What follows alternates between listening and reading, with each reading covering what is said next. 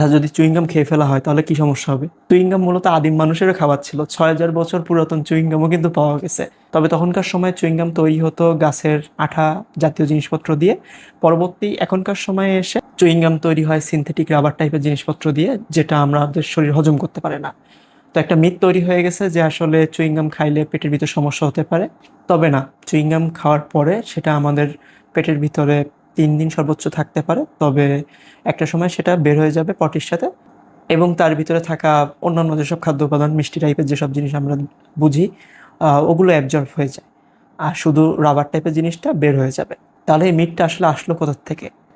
এর পিছনে সব থেকে বড় উল্লেখযোগ্য ঘটনা হচ্ছে 1998 সালের একটা মেডিকেল জার্নাল, যেখানে দেখানো হয়েছিল যে 5 বছরের একটা বাচ্চা, সে বেশ কয়েকদিন ধরেই 5-7টা করে চুইংগাম খাইতো, এবং পর তাকে ডাক্তার দেখানো হলে তার পেট থেকে ম্যানুয়ালি একটা বড় রাবার টাইপের জিনিস বের করা হয়। মানে সেটা রাবারগুলো বের হতে না পেরে আটকে গিয়েছিল পেটের ভিতরে। তো সেখান থেকেই মূলত মিথটা তৈরি হয় যে আসলে চুইংগাম খেলে 7 বছরেও বের হবে না।